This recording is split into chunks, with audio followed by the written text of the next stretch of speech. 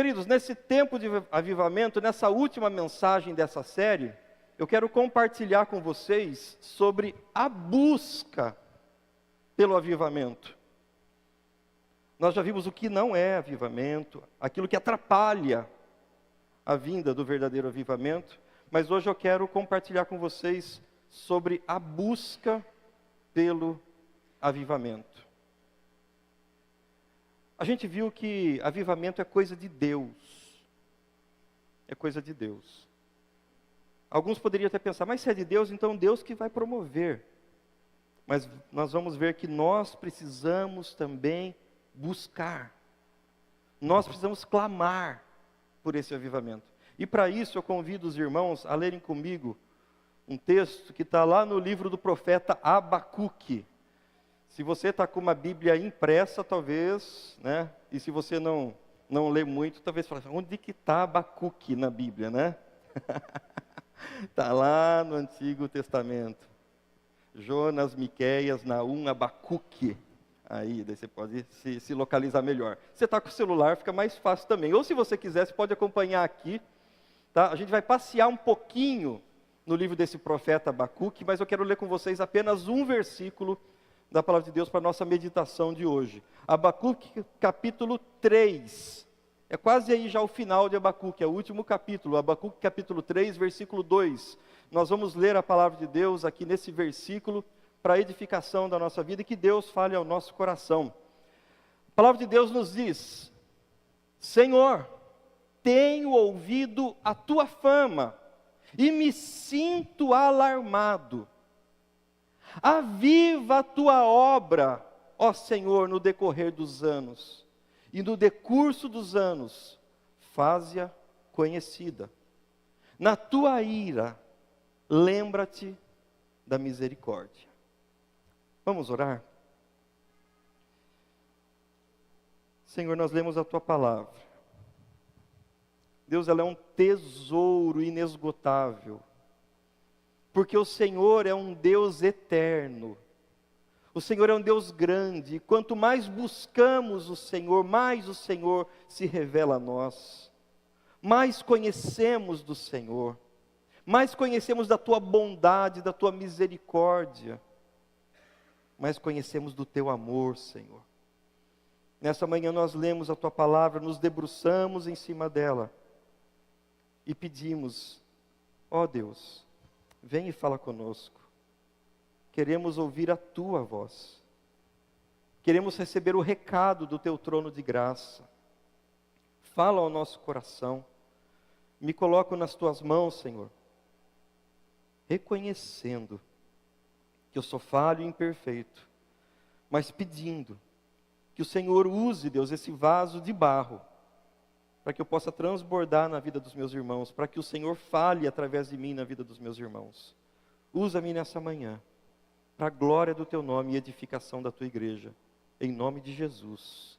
Amém e amém. Tempo de avivamento. Eu queria começar aqui fazendo uma pergunta para você nessa manhã. Você já passou por alguma situação na sua vida em que Deus parece estar distante? Você já passou ou tem passado por momentos em que Deus parece estar em silêncio? Você já teve alguns questionamentos, dizendo, por que Deus? Algumas coisas estão acontecendo na minha vida, e parece que o Senhor não fala nada.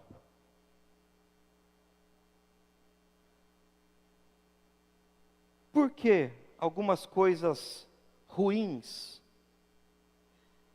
Por que o Senhor permite que coisas ruins aconteçam com o teu povo, Senhor? Com o teu povo. Você já fez esses questionamentos?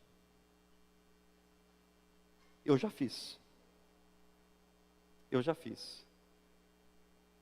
Já fiz questionamentos na minha vida.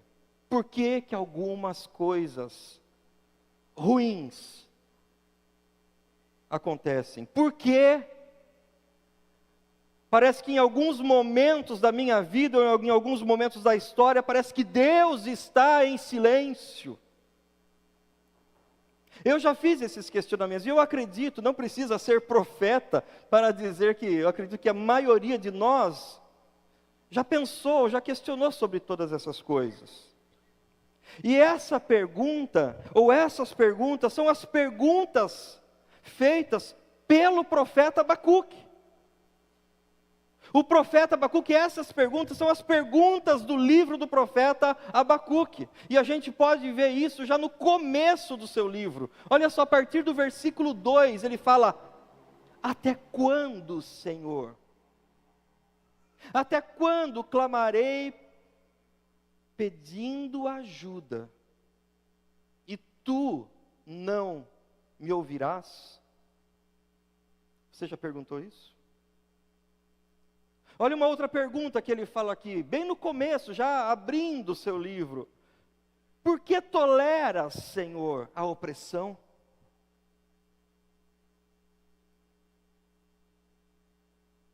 E ainda ele fala: Senhor, a lei se afrouxa, e a justiça nunca se manifesta. Já passou isso na sua cabeça? Já passou esses questionamentos na sua mente? Abacuque, queridos, ele é muito atual. Os problemas que Abacuque enfrentava, ou que ele enfrentou, são noticiários dos jornais de hoje. Os problemas que o profeta estava enfrentando, passando nos seus dias, são problemas atuais. O livro de Abacuque é muito atual. Tem a ver com os questionamentos, com os problemas, com as dificuldades e lutas que nós enfrentamos hoje. Abacuque e Jó, eles têm muito, queridos, muito em comum. O problema do mal sobre os justos. Vejam só o que diz aí Jó capítulo 1, versículo 1, já a abertura do livro de Jó. Havia um homem da terra de Uz, cujo nome era Jó. Este homem era íntegro e reto, temia a Deus e ele se desviava do mal. Ele via o mal, ele se desviava. E a gente sabe o que deu na história de Jó. Até quem não é crente sabe da história de Jó. Uma história de sofrimento, de luta, de dificuldade. É interessante que Jó, mesmo chamado de justo, ainda assim o mal veio sobre a vida dele. Da mesma forma, Abacuque ele questiona a Deus. Se Deus estava olhando para as injustiças e dificuldades que o seu povo estava passando. Ele fala que a lei se afrouxa, a justiça parece que nunca se manifesta, porque os ímpios cercam quem? Os justos. E assim a justiça ela é torcida. Os ímpios cercam os justos. Parece que o povo é oprimido. O povo passa por dificuldades e por lutas. A diferença entre Abacuque e Jó é que Jó ele fala do problema do sofrimento, o problema do mal no âmbito individual. Os nossos problemas, as nossas crises pessoais. E o profeta Abacuque fala no âmbito nacional. Fala de problemas mais abrangentes que englobam várias pessoas. E que por conta disso as pessoas também sofrem. As pessoas também sofrem. E temos vivido isso hoje em dia, nos nossos dias, queridos. Existem muitas pessoas sendo oprimidas, existem muitas pessoas que estão sofrendo, estão sofrendo até injustiças. E pessoas muitas vezes sérias com Deus, crente, homem de Deus, mulher de Deus, que sofrem nesse mundo. Ao mesmo tempo em que vemos um país que está corrompido em todos os níveis.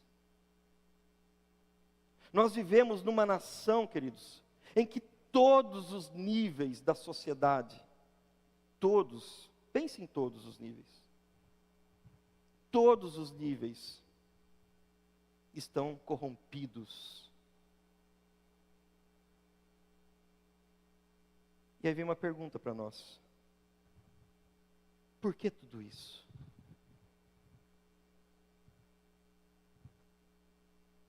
Por que todo esse sofrimento?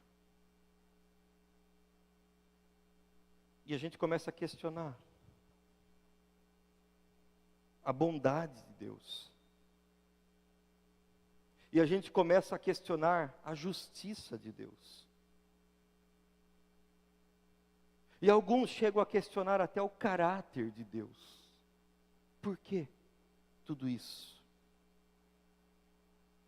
Deus, no livro do profeta Abacuque, vocês podem ver a partir do capítulo 1, Abacuque questiona Deus e Deus já responde. Depois Abacuque questiona de novo e Deus responde a Abacuque. Só que o interessante é que, aos questionamentos que Abacuque faz, Deus responde. Só que não era a resposta que Abacuque queria receber. Abacuque não queria aquelas respostas. Afinal de contas, qual era a resposta? É que Deus iria mandar um povo para oprimir o povo de Judá. O povo de Judá já estava passando por alguma dificuldade, mas viria uma outra nação, os caldeus. Os caldeus eram os babilônios. E a Babilônia vinha sobre Judá, um povo opressor, um povo maligno, um povo cruel. Eles viriam sobre Judá. Essa não era a resposta que Abacuque queria. Essa não era a resposta. E muitas vezes essas não têm sido as respostas que nós queremos aos questionamentos que nós fazemos diante de Deus. E Abacuque diz para o Senhor: não és tu, Senhor, desde a eternidade, ó Senhor, meu Deus, ó meu santo. Olha só a fala de Abacuque: não é o Senhor o Deus eterno, que está acima de todas as coisas, não é o Senhor que é santo. Por que então toleras os traidores e te calas, quando os perversos devoram aqueles que são mais justos do que eles? Por que tudo isso, Senhor? Por que o Senhor tolera todas essas coisas? Esse é o questionamento do mundo. Esse é o questionamento de quem não vive com Deus. As pessoas, às vezes, quando a gente conversa, e vai falar assim: você crê em Deus? Fala assim: não, ou creio, mas não quero ir na igreja, não quero nada, porque eu tenho minha dúvida, porque como que Deus é bom, né, se o mundo sofre? Como que pode existir um Deus que é bom se existe a maldade, se existe pessoas sofrendo, as criancinhas? E a gente começa a colocar vários questionamentos, e eu vou dizer uma coisa para vocês: muitos desses questionamentos são nossos questionamentos. Nós também questionamos sobre tudo isso. E a resposta de Deus trouxe indignação ao profeta.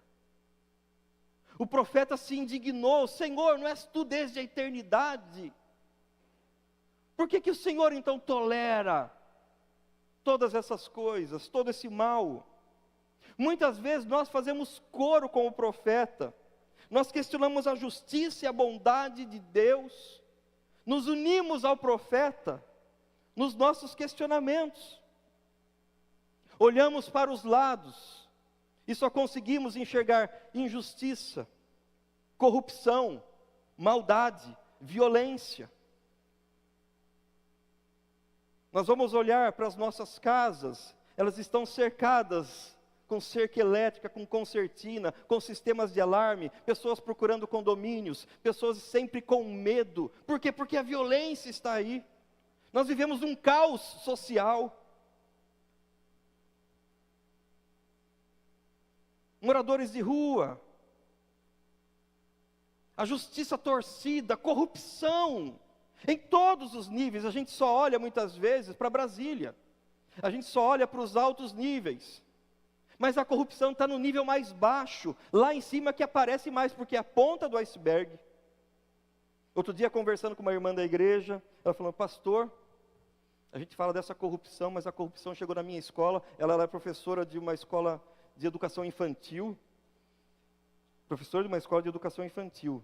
Ela falou que houve desvio de dinheiro da Associação de Pais e Mestres, lá da Associação dos Professores e dos Pais. Houve desvio. Nível mais baixo. Ali, não é em Brasília, é aqui, no nosso meio. Nós vivemos uma corrupção, maldade, cada um buscando o seu bem próprio, e parece que o ímpio, o corrupto, o mal, pisando cada vez mais uns nos outros, e nisso muitos sofrem. Vemos corrupção em todos os níveis da sociedade, até igrejas e líderes religiosos estão envolvidos em escândalos. E nós pensamos, será que haveria, então, salvação, solução para esse problema? Por que Deus permite tudo isso? Você pode estar pensando, nossa, quantos questionamentos. Eu gosto de fazer perguntas. Por que Deus permite tudo isso?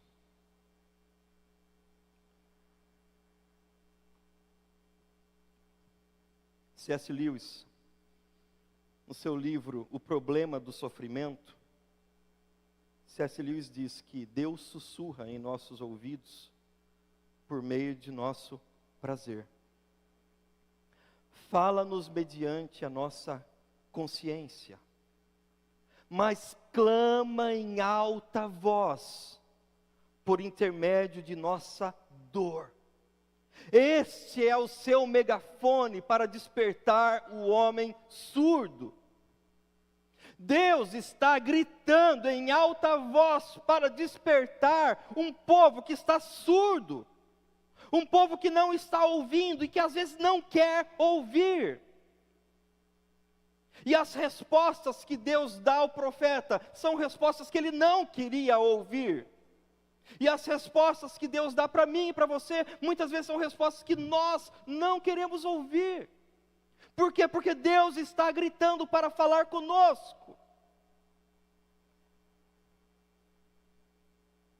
Assim, queridos, a pergunta a ser feita não é, por que Deus está em silêncio? Mas o que Deus está falando, que nós não conseguimos entender.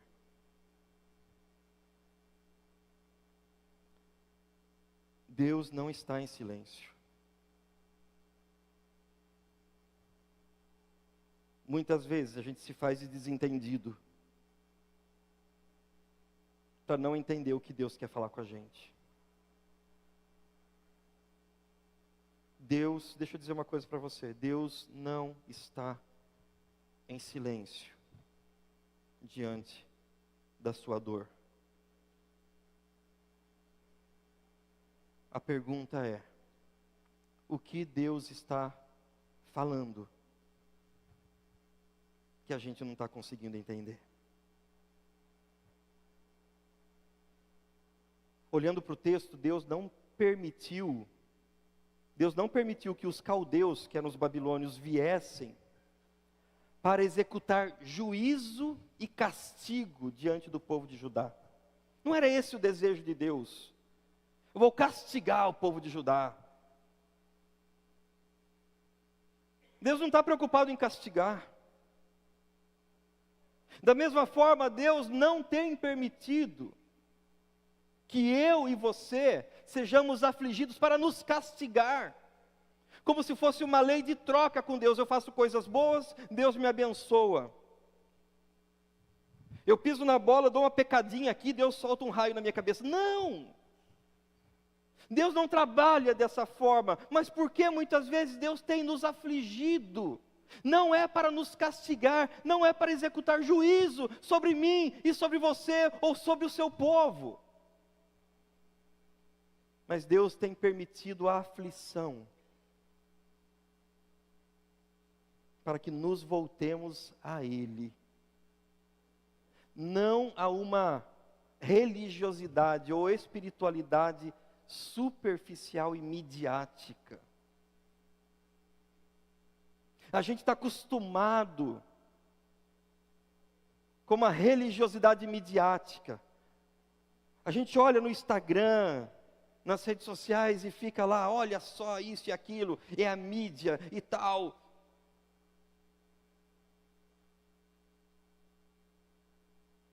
Deus quer trazer o seu coração para o centro da vontade de Deus. Deus quer trabalhar no seu coração, para que nós nos voltemos a Ele. Nós nos desesperamos, nós nos debatemos, nos afligimos, e agimos como se Deus estivesse distante ou indiferente à nossa dor. Não, Deus não está indiferente à sua dor, Deus não está distante de você. Mas muitas vezes nós nos debatemos na nossa vida, nós nos debatemos diante da aflição, diante das injustiças.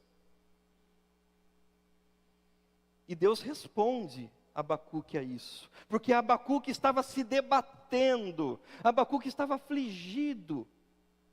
E depois de Deus falar, Abacuque questionar, Deus responder, Abacuque questiona, Deus responde, Deus dá uma palavra para Abacuque.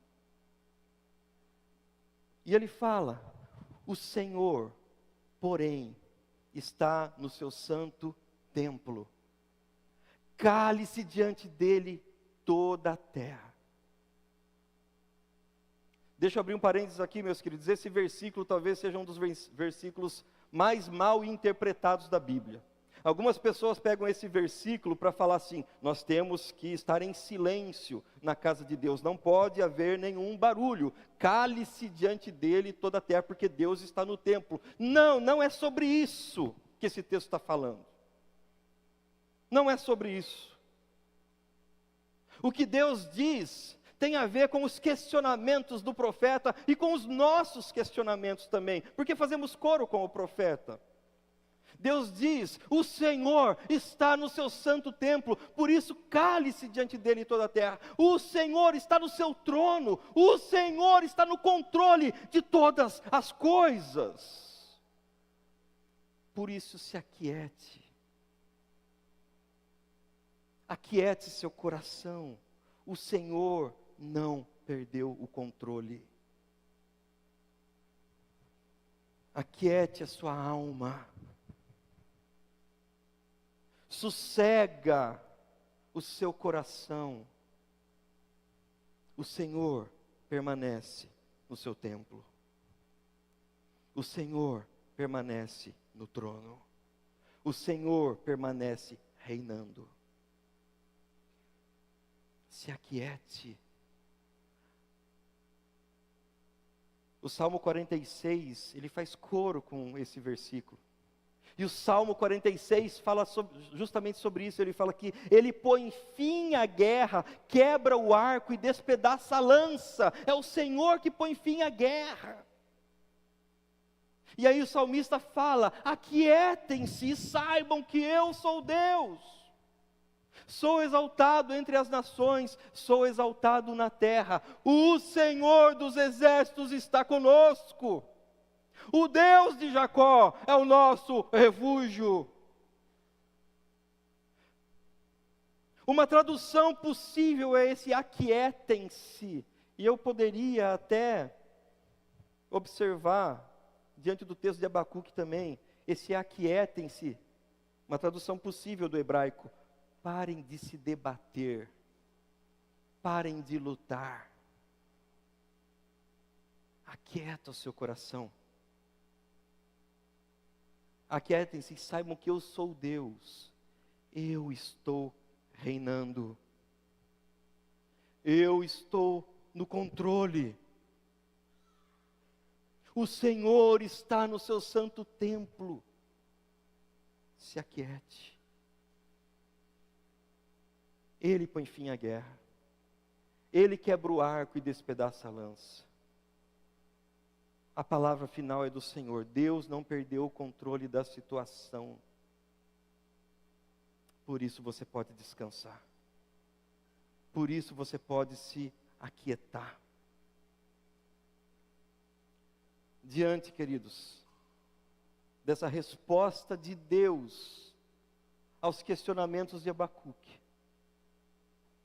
E diante dessa resposta de Deus, muitas vezes aos nossos questionamentos, nós podemos tirar pelo menos desse texto 3 lições importantes dentro da oração de Abacuque, que é o texto que nós lemos no começo. Senhor, tenho ouvido a tua fama e me sinto alarmado. Aviva a tua obra, ó Senhor. No decorrer dos anos e no decurso dos anos, faze-a conhecida. Na tua ira, lembra-te da misericórdia. Sabe qual a primeira lição que nós podemos tirar desse texto aqui? Dar ouvidos ao Senhor. Olha só o que fala lá no comecinho, está até em negrito eu coloquei aqui. Senhor, eu tenho ouvido a tua fama. Eu tenho ouvido o que o Senhor tem feito. Eu tenho ouvido sobre o Senhor. Sabe, queridos, muitas vezes nós ficamos desesperados, porque nós estamos dando ouvidos. Nós estamos dando atenção a tudo quanto é coisa nesse mundo, a tudo quanto é noticiário, a tudo quanto é situação. Nós olhamos, parece que o nosso problema está no centro do universo. Mas eu convido você a tirar os olhos de toda essa situação e olhar para o Senhor. Senhor, eu tenho ouvido a tua fama. Senhor, eu quero conhecer mais do Senhor. Ao invés de muitas vezes dar ouvidos a todas as vozes, dê ouvido à palavra do Senhor, à voz do Senhor. Deus fala ao profeta: o Senhor está no seu templo. Pare de se debater. Pare de se agitar. Dê ouvidos à voz do Senhor. Dê ouvidos à voz do Senhor. E isso deve gerar em mim e em você obediência. Quando damos ouvidos à voz do Senhor, o que isso deve gerar? O que isso deve promover em nós? Obediência ao nosso Deus. Quando ouvimos mais do Senhor, quando aprendemos mais do Senhor, o que Deus requer de mim e de você? Obediência. Dê ouvidos, escute, siga esse caminho. Não vá pelo caminho dos maus. Deixa os ímpios, Deus vai cuidar deles. Deus vai cuidar dos ímpios. Sobre os ímpios, Deus vai manifestar a sua ira. Deixa os ímpios. Dê ouvidos ao Senhor, obedeça a voz do Senhor na sua vida. Sabe o que esse texto também pode nos ensinar, queridos? E aí eu tiro a segunda lição para nós. Senhor, tenho ouvido a tua fama e me sinto alarmado. Quando eu conheço mais o Senhor, quando Deus se revela mais a mim, eu me sinto alarmado. Isso deve gerar em mim e em você temor do Senhor. Não é medo dos nossos inimigos. O povo de Judá não precisava ter medo dos caldeus. Não era sobre eles que eles deveriam ser subjugados. O coração deles não deveria estar diante do poder da Babilônia. Mas o nosso coração deve estar debaixo das mãos poderosas de Deus. Precisamos temer ao Senhor. E temor aqui não é medo de Deus, mas é reverência. E isso deve gerar em mim e em você santidade. Santidade. Às vezes vivemos a vida do nosso jeito. Às vezes caminhamos distantes do Senhor. E Deus está nos chamando para perto. Deus está nos puxando. Só que às vezes, como C.S. Lewis diz, nós não ouvimos. Parece que estamos surdos. E às vezes Deus precisa gritar. Chamar nossa atenção porque estamos distraídos. Santidade ao Senhor, existe um Deus que é santo, existe um Deus que é perfeito, que é puro, e que não pode habitar com o pecado. E o que Deus requer de nós? Temor de Deus, não uma vida de qualquer jeito. Deus perdoa, Deus é bonzinho, e é isso. Não, o profeta fala, eu me sinto alarmado diante do Senhor, me sinto alarmado. Isso deve gerar em mim e em você santidade, temor ao Senhor, tanto que ele termina, na tua ira, Senhor, lembra-te da misericórdia. Isso nos mostra, sabe o quê? Que Deus é um Deus de misericórdia. Ele exerce misericórdia sobre a minha vida e sobre a tua vida. Por fim, terceira e última lição que nós podemos tirar desse texto. Nós precisamos clamar por avivamento. Precisamos clamar por avivamento. Senhor, tenho ouvido a tua fama e me sinto alarmado. Qual que é a nossa resposta ao ouvir a voz de Deus e ao temor do Senhor? Clamor por avivamento. Clamar por avivamento. Aviva a tua obra, ó Senhor, no decorrer dos anos, e no decurso dos anos faze-a conhecida, aviva. Esse era o clamor do profeta, e esse precisa ser o meu e o seu clamor. A solução não está em Deus mandar o fogo do céu para consumir os ímpios, os caldeus, os babilônios, ou os nossos inimigos, ou simplesmente jogar fogo do céu para resolver todos os nossos problemas. Nós precisamos clamar por avivamento, porque Deus está chamando o nosso coração para se render a Ele. Deus está gritando na nossa nação, Deus está gritando a nossa vida, Deus está gritando ao nosso coração, e muitas vezes nos fazemos de surdos, de talvez desapercebidos ou distraídos, mas Deus está falando. E a resposta, a voz poderosa do Senhor, é um clamor por avivamento. E esse clamor por avivamento, ele deve gerar em mim e em você intencionalidade. Eu preciso ter vontade, postura, ser intencional nesse clamor. E diante das crises, diante das dificuldades, muitas vezes a nossa oração é só pedir, pedir, pedir. Resolve isso, conserta aquilo, ajuda nisso.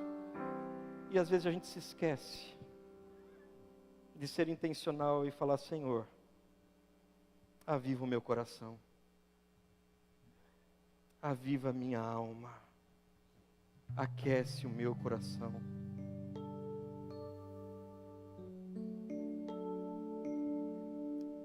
Deus está sacudindo o seu povo. Deus está sacudindo a sua igreja, para que nos voltemos a Ele, para que eu e você possamos buscá-lo como o nosso bem mais precioso. A crise não deveria gerar desespero do povo de Judá, mas deveria conduzi-los a um retorno por mais de Deus na vida deles. Não somos nós que produzimos avivamento, mas nós clamamos por ele. Nós não controlamos o avivamento, mas nós nos preparamos para ele.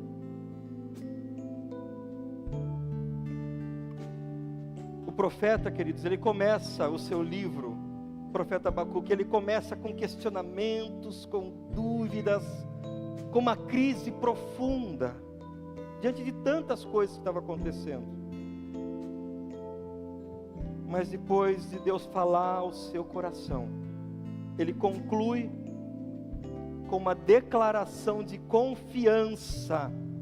Ele conclui com uma declaração de confiança de que Deus está no seu santo templo. Ele conclui, o profeta, diante de todos os questionamentos, e Deus trata o seu coração. O profeta termina o seu livro, ele fecha praticamente o seu livro com uma declaração de confiança. Deus está no seu santo templo, Deus está no controle. E ele pode dizer no final: ainda, Senhor, ainda que a figueira não floresça, nem haja fruto na videira, ainda que a colheita da oliveira decepcione e os campos não produzam mantimento, ainda que as ovelhas desapareçam do aprisco e nos currais não haja mais gado, mesmo assim, Senhor, diante de tudo isso, eu me alegro no Senhor, exulto no Deus da minha salvação. Que declaração! Que declaração! Só pode declarar isso aquele que tem essa convicção de que Deus permanece no controle de todas as coisas, de que Deus está no seu santo templo, de que Deus habita num alto e sublime trono, e que nada foge ao seu controle. Ele está no seu santo templo. Se aquiete, aquietai-vos e sabei que eu sou Deus. Aquietai-vos, aquieta sua alma, Deus está cuidando. Troque os seus medos e questionamentos por mais de Deus na sua vida. Troque suas dúvidas pela certeza e pela convicção de que Deus continua reinando. Eu quero convidar você nessa hora a cantar essa canção conosco. Vamos colocar em pé?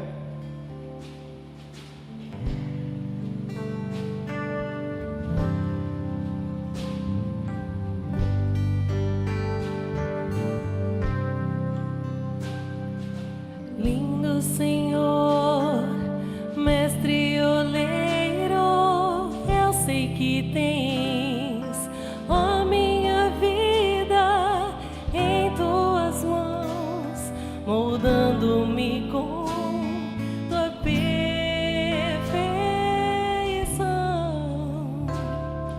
Chama-me para tua presença, guia-me com o teu Espírito, ensina-me como viver para ti.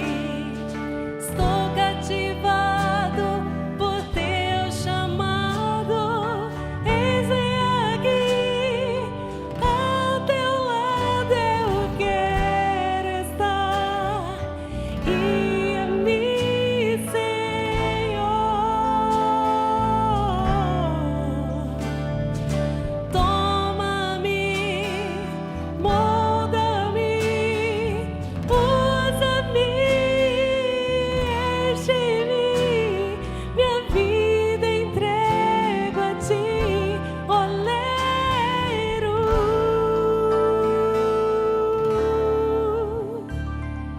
Lindo Senhor, mestre oleiro, eu sei que tens a minha vida em tuas mãos, moldando-me com tua perfeição.